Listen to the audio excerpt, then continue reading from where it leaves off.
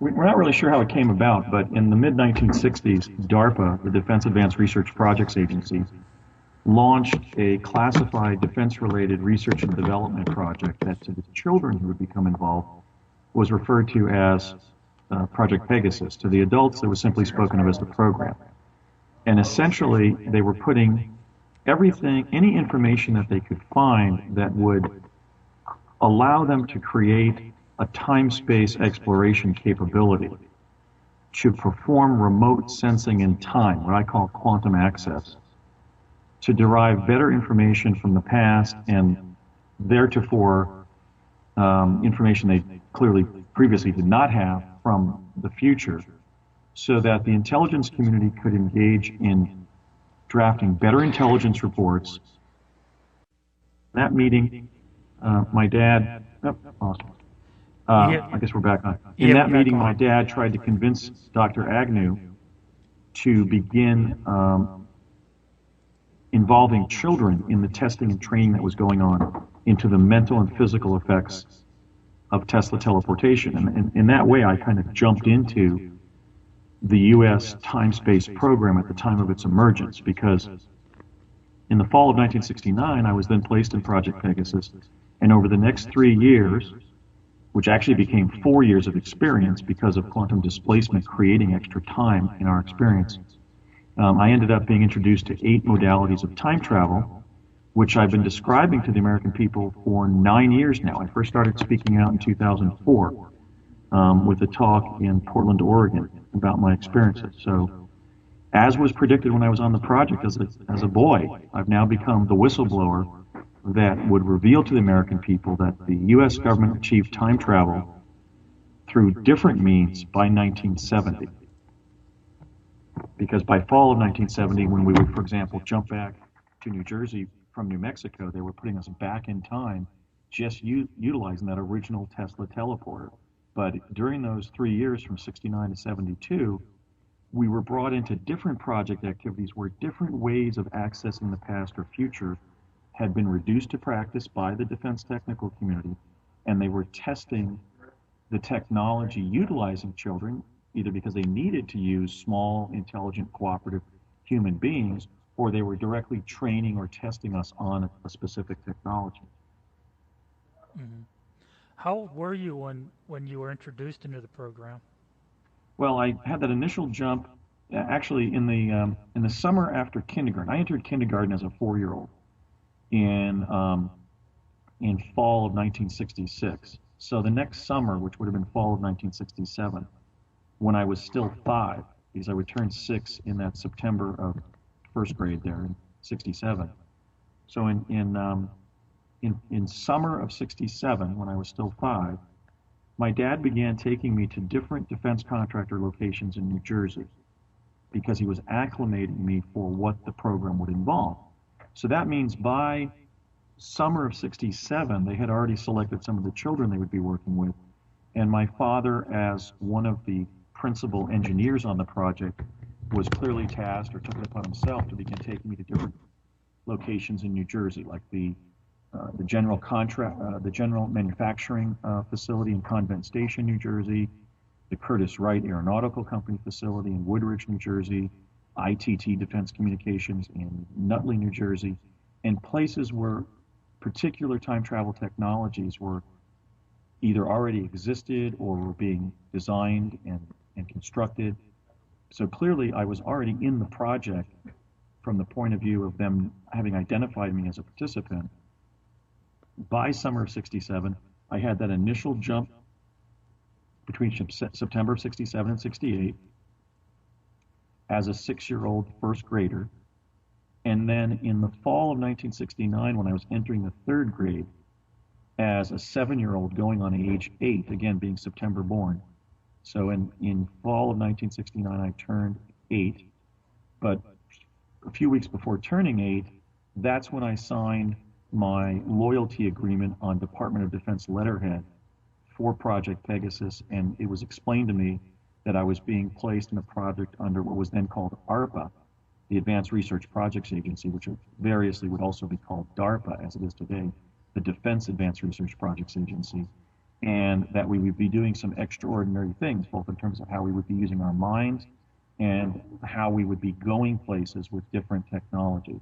And that it was going to be very fun, and they were going to show us how to literally reach the summit of human accomplishment, as they put it, and become whatever we set our mind to, whether it was an astronaut, a famous writer, or maybe even president of the United States, which seems to be actually my past, present, and future career trajectory. So I was placed in a learning lab there with other children in suburban New Jersey in September of 1969, a couple months after the lunar landing, and they began slowly training us on speed learning machines called tachistoscopes, essentially on both the secret technologies that we would be exposed to and also the history of society and of science from around the time of the High Renaissance, let's say around 1450 forward, because they wanted us to have sort of, God, I lost him. I'm here. Oh, I heard a sharp note, and then I lost the Skype. I heard the Skype hang up tone. Oh, So they wanted us to have the history basically of modern science in our minds when we were time traveling. Maybe they, I don't know, put two and two together and get out of some scrape we were in when we were in the past or future.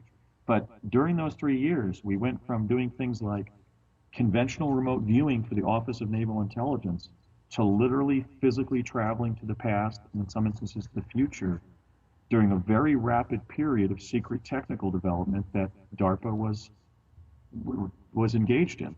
And I know that some would view my account as the result of either lying or being mistaken or delusional about what happened, but I've spent 13 years now. I began investigating my experiences in 2000, in the year 2000, and I have conducted thousands of hours of investigation. I did 3 major fact-finding trips to New Mexico, and I got different project participants and even several people who were liaising to the U.S. intelligence community for me to acknowledge that the program existed, it involved time travel technologies, and I was one of the children involved in the program.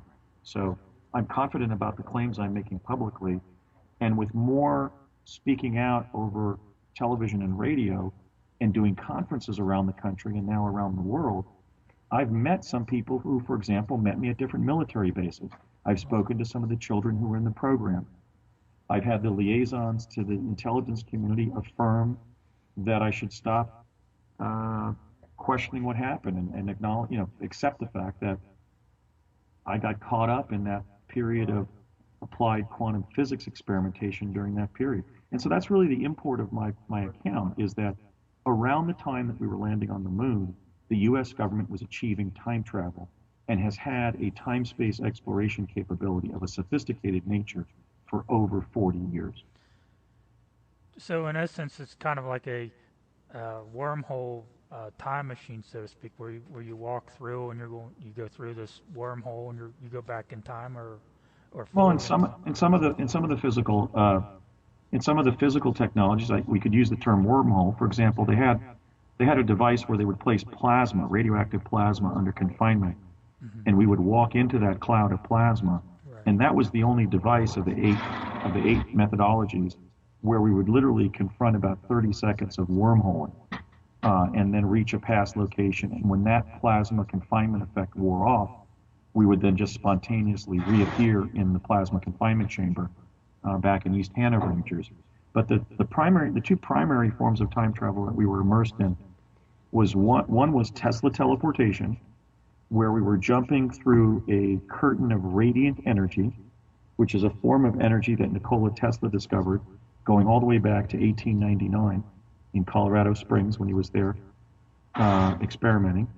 And that when we jumped through that field of radiant energy, which was being broadcast between two parenthesis-shaped booms on the floor of the laboratory, our inertia moving against that field of radiant energy, which is a form of energy that is latent and pervasive in the physical universe. It's a form of manipulating the physical universe that Tesla discovered. A vortal tunnel would open up, sort of like the tunnel that people report in the near-death experience. Basically a straightaway, illuminated, bluish-white tunnel. And we would move through that for several seconds, and then wherever the tunnel collapsed, as a kind of an interstitial chasm in the fabric of time-space, that's where we would be repositioned in space.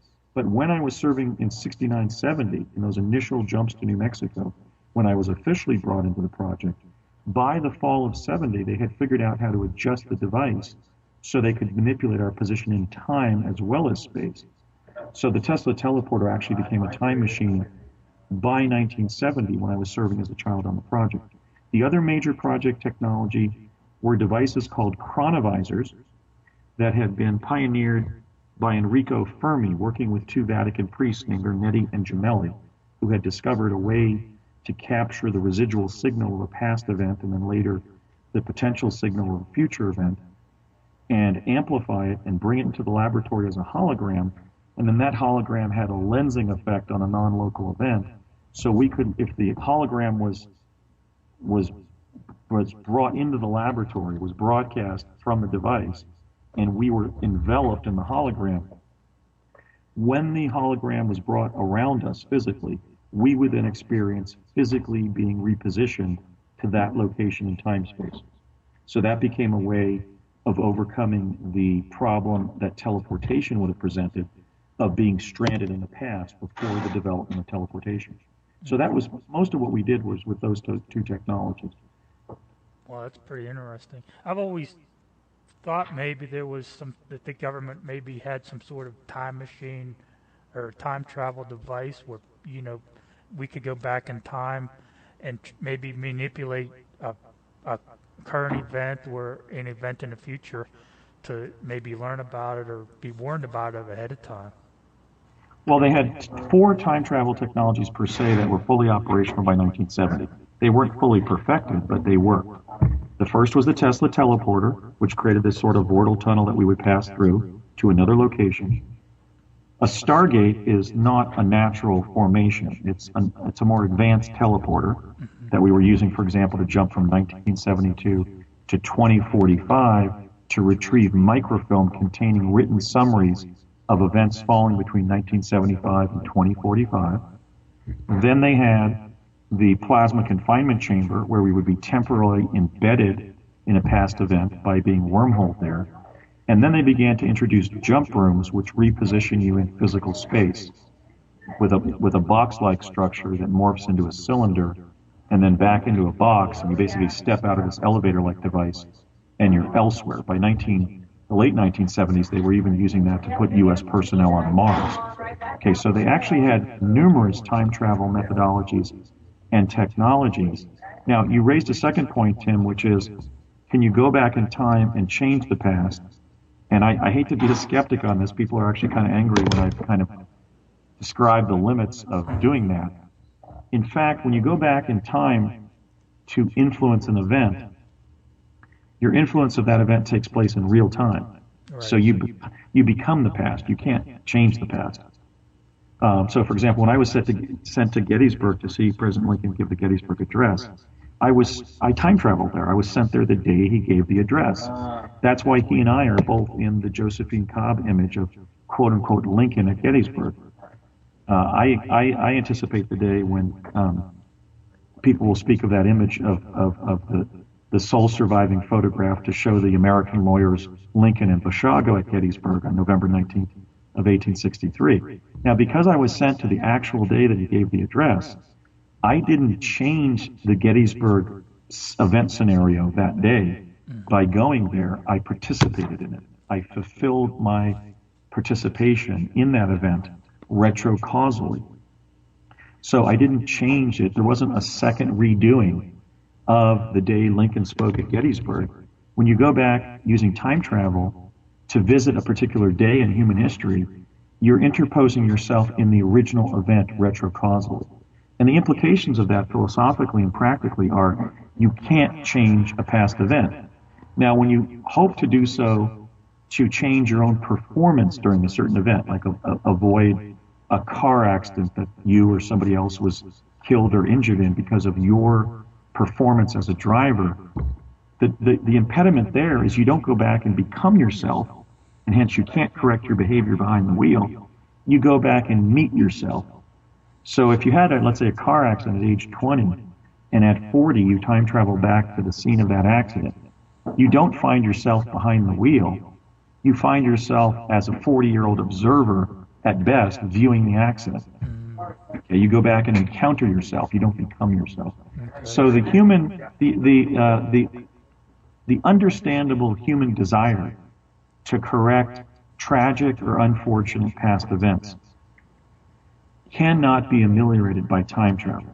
So as somebody who's speaking out now and becoming a public figure around the U.S. time travel cover-up, like the leading time travel physicists, your Michio Kaku's and David Deutsch's and Ronald Mallett's and Stephen Hawking's, I think it's safe to say, having heard some of their interviews on the internet as well, and on television and radio, that we receive several letters every week from people who beseech us to give us access to these technologies with the hope that that person can go back and correct their past somehow. But the impediment is you can't redo the past. You can only retrocausally participate in it. Mm-hmm. So what you're saying is you can't, if you would go, in time, you can only witness that event. You can't change the event. Yeah, and when you're having the event, when you're having any event in your life, if you didn't see or weren't confronted by an older version of yourself, in the manner of that very clever Swedish insurance company commercial where the man crawls under his kitchen sink and meets an older version of himself, and they take a picture together at the end of the commercial. Okay, that's what would happen. I mean, if you went back, however many years you went back to visit yourself and try to correct a tragic or untoward past event, that's how much older you would be if in the present, when you time travel to the past, you even found yourself at a particular location. Because just like an ordinary experience, in order to visit yourself utilizing time travel, you have to go to that point in time space where you were at that time. I mean, if you select anybody you know and you say, well, I'm going to visit Joe Bloggs, you have to go to the position on the earth at the time where Joe Bloggs is. It's both a time, both a temporal and a spatial dilemma. So you don't also visit yourself in the past just by time traveling to that time.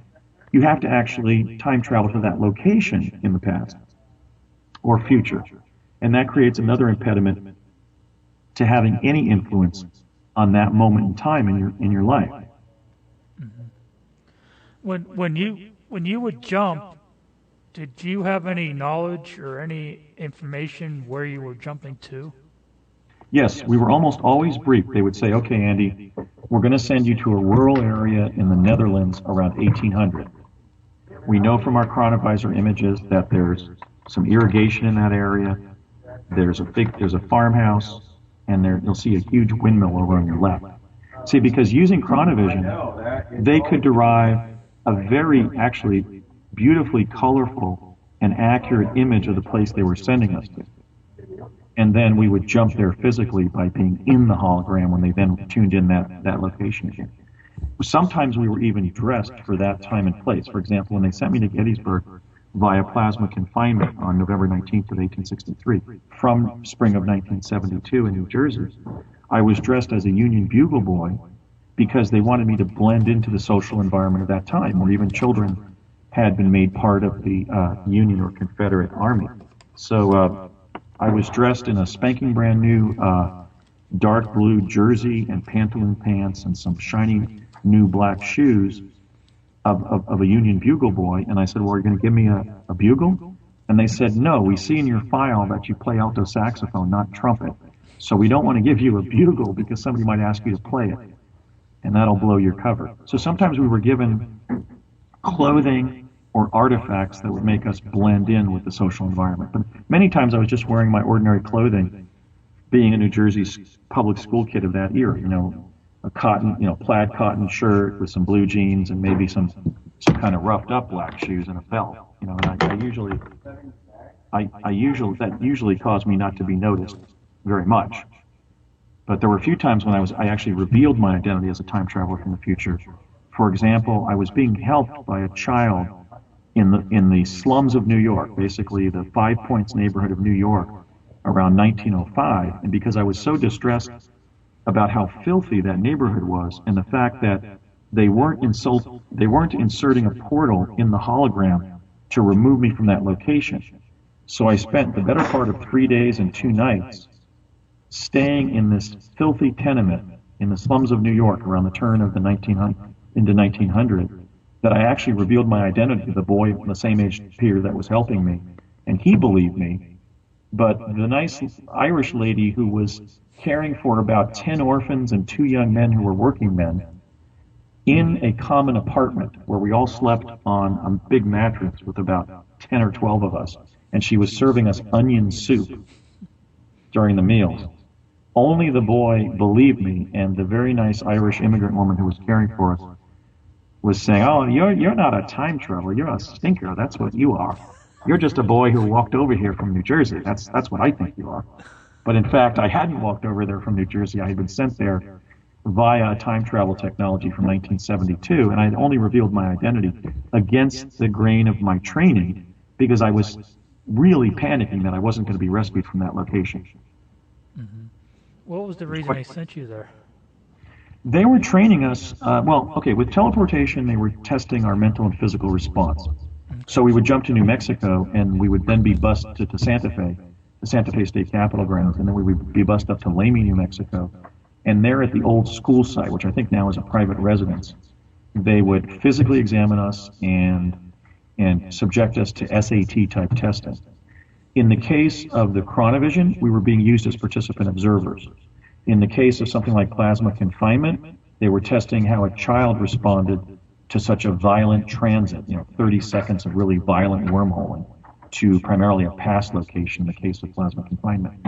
But overall, we were being essentially, just as in terms of the selection for the time travel, the way we responded to different forms of time travel, and were we able to withstand the experience, observe where they were sending us, remember it and accurately report it back, and come back in physical and emotionally healthy state, that was another set of hoops we were jumping through to become the first cadre of adult U.S. time travelers to be trained from childhood. Because one of the problems they were dealing with was that when they would train adults, for example, Navy enlisted personnel, they were ultimately losing their minds as a result of moving between different times and places. I must admit that it was difficult for me as a child, even though I did adapt to it. So ultimately, they were planning on having us enter the U.S. Naval Academy after high school. And then, as Donald Rumsfeld discussed with my father one time in a bar in Albuquerque, Rumsfeld being the defense attaché to the project, they were planning on sending us to Annapolis as a pretext to involve us in later project activity. So ultimately, we were basically time-space cadets who were, it was planned, would become, or intended, would become the first generation of U.S. chrononauts to have been raised from childhood. And what ended up happening in my life is I declined the invitation to interview with my congressman during high school, which was Barry Goldwater Jr. I actually stood him up for the congressional interview that was scheduled. I didn't go to a scheduled interview with Congressman Goldwater Jr. And the net effect of that was that my father was angry at me. Congressman Goldwater's secretary called me and chewed me out, and I didn't end up entering Annapolis. And the net effect of that was basically, well, I didn't immediately re-enter the time-space program until I had spent a year in college at UC San Diego, and my father then facilitated my entry into the program anyway, when as a civilian, not as an underclassman at Annapolis, I was brought into the CIA's Mars Jump Room program in the summer of 1980. But so ultimately, they were grooming us to become the country's time travelers of the future. And in terms of those who, clearly some of my peers in the Jump Room program must have been some of the kids in Project Pegasus as well, because, for example, one of my peers is currently president. That's Barack Obama, who was born in August of '61. I was born in September of '61, and one of our co-trainees in summer of '80 was William Cameron McCool, who later went on to join the astronaut corps as a space shuttle pilot in 1996. So there was a cluster of us born there around 1960, 61, 62, 63. Regina Dugan, the first female director of DARPA in 2009, had served in the Jump Room program. So really the first children there in the early 1960s, we were sort of just as a result of fate, when time travel emerged and exoplanetary exploration via time travel devices emerged, we found ourselves swept up in this secret defense technical realm of the U.S. military and intelligence and defense community. Mm-hmm. I had seen your story on conspiracy theory on television. It was pretty interesting. Well, Jesse Ventura is just a great soul. I mean, it was a privilege to film his TV show. Mm-hmm. I mean, he has a heart of gold. He's a very tough guy, but he's got a heart of gold, and he's much more intelligent than he comes off.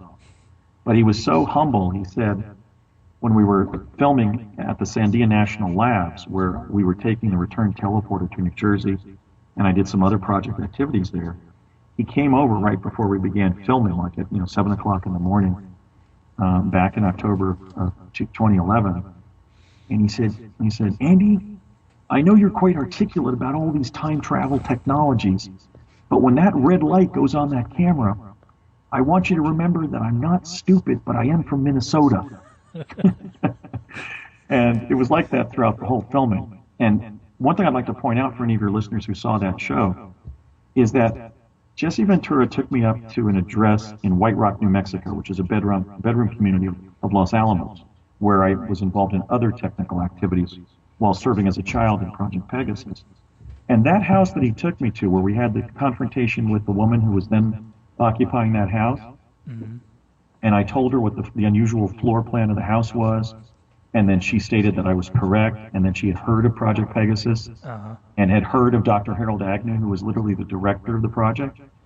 There was actually a deeper story there in White Rock that Jesse didn't have enough time to cover because of just, the nature of television, which is that before I even went to White Rock during my investigation, I had identified by name the owner of that property and the realtor in Los Alamos who handled the summer sublet that my dad got in summer of '73 and then summer of '72, who was Mary Deal, who owned half of the sublet market during those years in White Rock.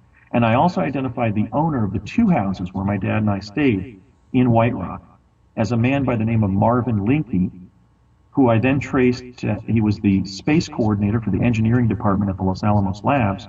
And I also established that his wife was a school teacher. And so they would take summer vacations together because she was off as a school teacher for the summer and go to a foreign country, a different foreign country every summer.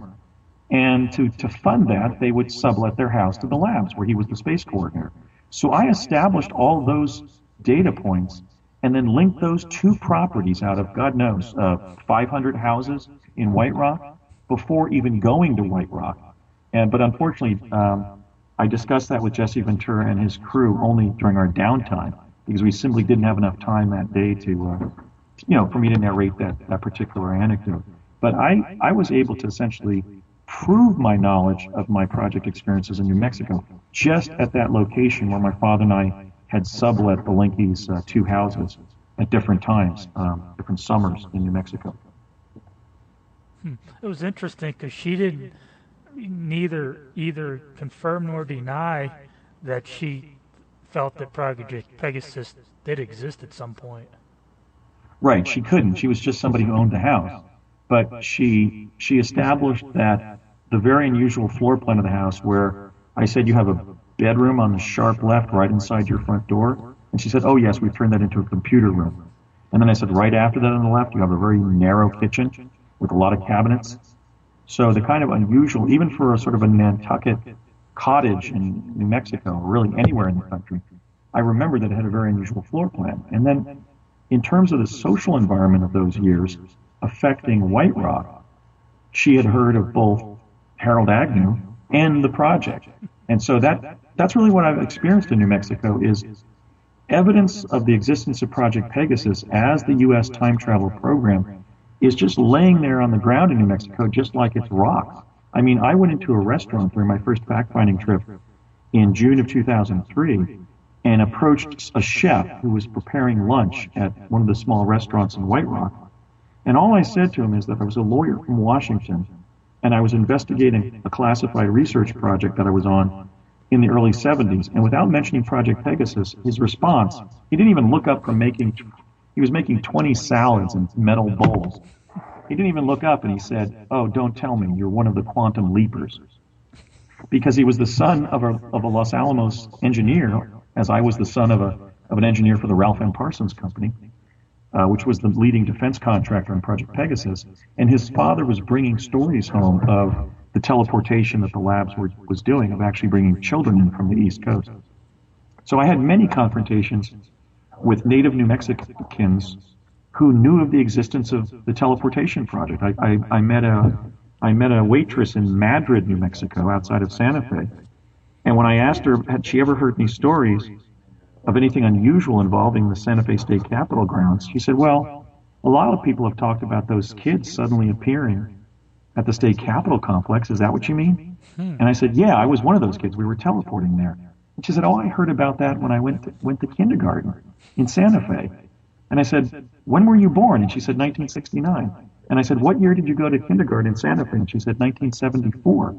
Well, I stopped teleporting to Santa Fe in the summer of 1972. So she had heard the local stories of that as a 5-year-old Santa Fe kindergartner 2 years later. So that kind of local history was just, as I said, it was as if it was just laying around on the surface of New Mexico. So my 3 fact-finding trips there were very successful at establishing the historicity and my accuracy regarding the details of the project, and convinced me, as a lawyer who was responsible for policing my own psychiatric condition, that my project memories were real and not imaginary. Mm-hmm. Were there other kids in the program, or were you the only one? There were 140 American school children, including myself, enrolled in Project Pegasus, according to what I was told by the project team leaders when I was in it, and as was confirmed by a man by the name of Courtney M. Hunt of the CIA, who was advising me on different aspects of intelligence community matters beginning in 1981 when he was one of my trainers for the jump rope program. I don't know if that's an accurate figure, but what distinguished me is not only that I was my father's son and they knew I was destined to become the chief whistleblower and didn't stop me from becoming that, as I have, but I also went all the way down the rabbit hole because I basically kept on prevailing at what I was being asked to do. In fact, the spring 1972 opportunity to go and try to see Abraham Lincoln give the Gettysburg Address was, as my father said, a treat for doing, at least trying to do, and often doing well, everything I'd been asked to do during those 3 years. So I just kept on, sometimes when I've been asked, well, how did you feel realizing as a child that you were in the secret project and you were time traveling? And I've described the immense fear of not getting home. I mean, little children are focused on their mothers, their homes, their siblings, and we have this innate fear to get home safely, right? That must go back to our caveman days where children who didn't have that innate quality might be eaten by predators or whatever.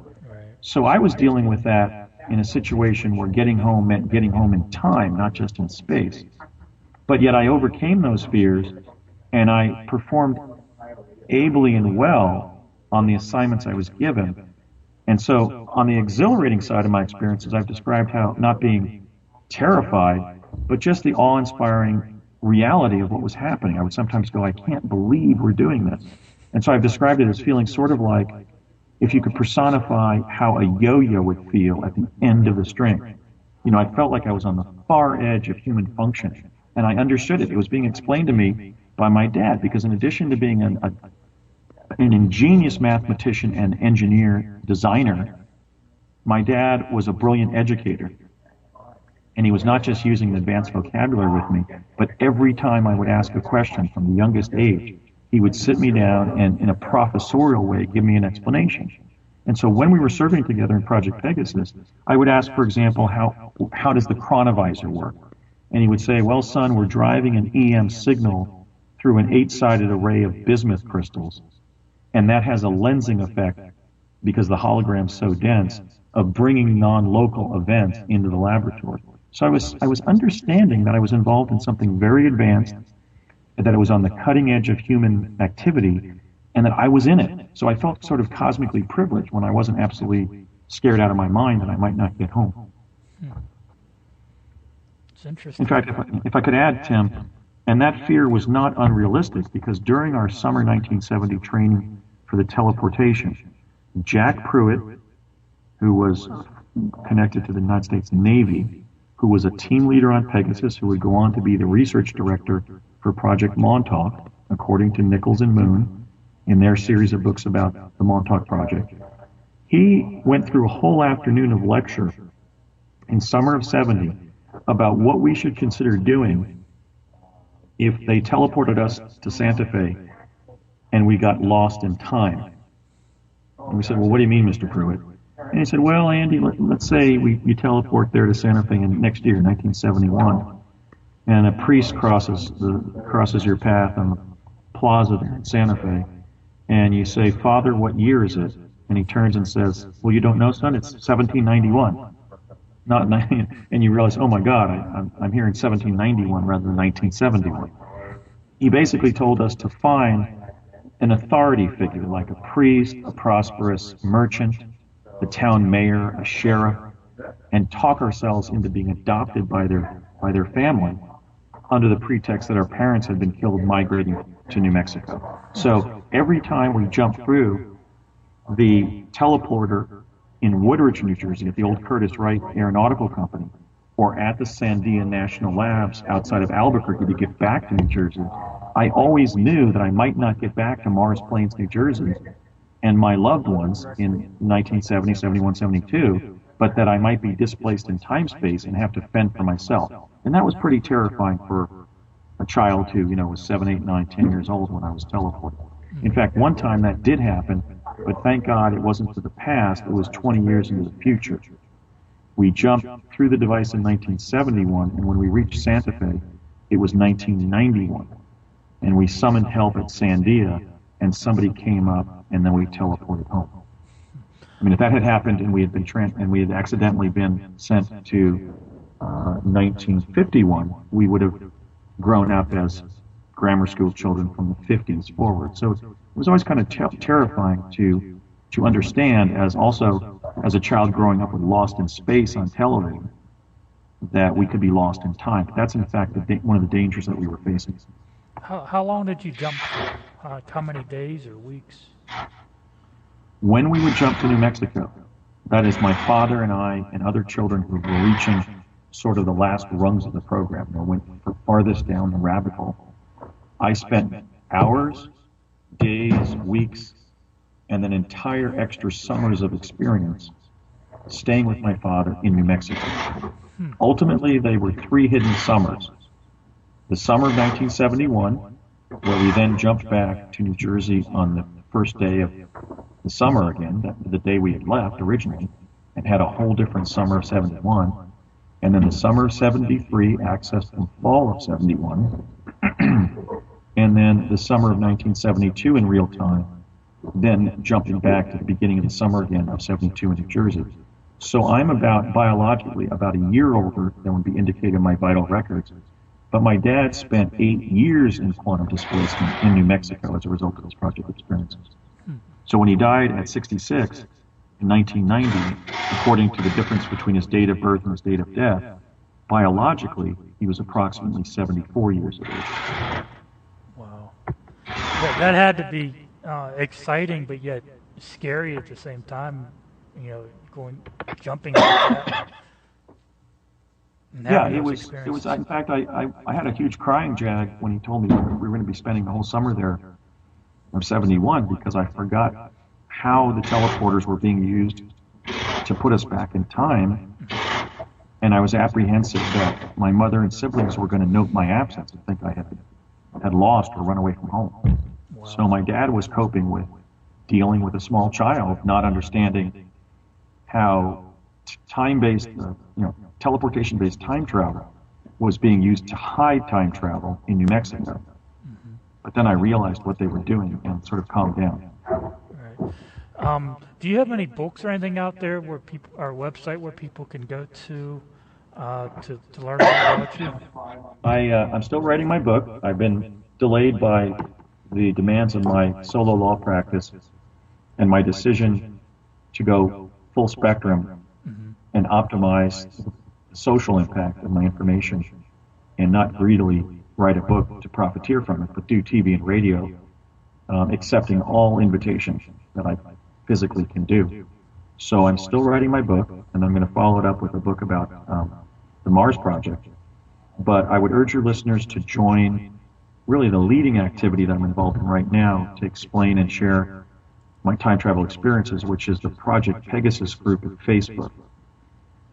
And I also have an evolving body of papers that I'm writing, and those are posted at projectpegasus.net. That's my personal website for my truth campaign about the fact that the United States government has a sophisticated time travel capability utilizing different modalities of time-space exploration, has had such a capability for 40 years, and is covering it up despite the fact that Tesla teleportation in real time would enable us to absolutely revolutionize human transport in the 21st century. We should have implemented it in 1970.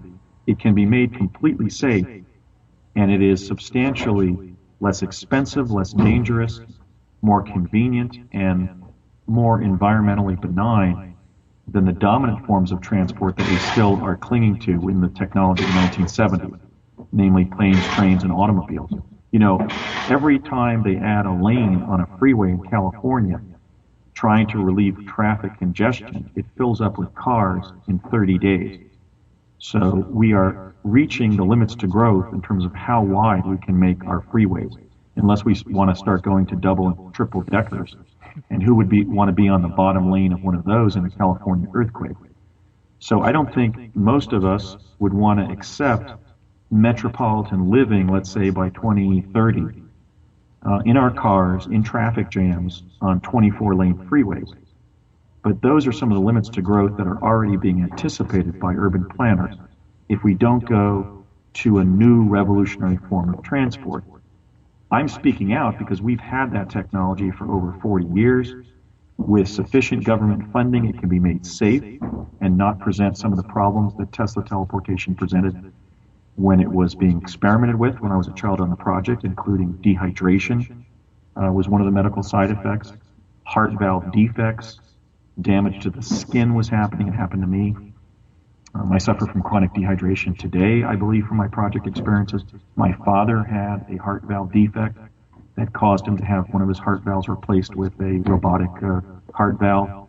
So 40 years on now, we should have been able to make Tesla teleportation safe so that nobody's injured going from point A to point B. I mean, imagine a world where you could be working in Los Angeles and go with your colleagues to lunch in Paris and come back to work for the rest of the afternoon.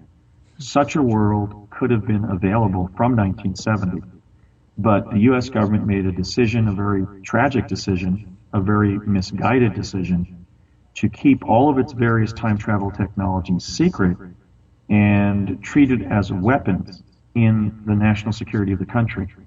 And I think that that was a misguided decision because, for one thing, Tesla teleportation can't be used, for example, by the Navy SEALs and Marines charging coastal areas, because if you arrive in a body of water, the specific gravity of the water impedes the arrival of that part of your body that's immersed, and you are then sliced between what's in the water and what's above the water. You basically lose a limb or lose your life from being sliced in half. In fact, I witnessed a boy losing his feet below the mid-ankle by arriving at Santa Fe, not in an open area, but standing in 3 inches of water in a public fountain, and he actually slid off his ankles and lost his feet.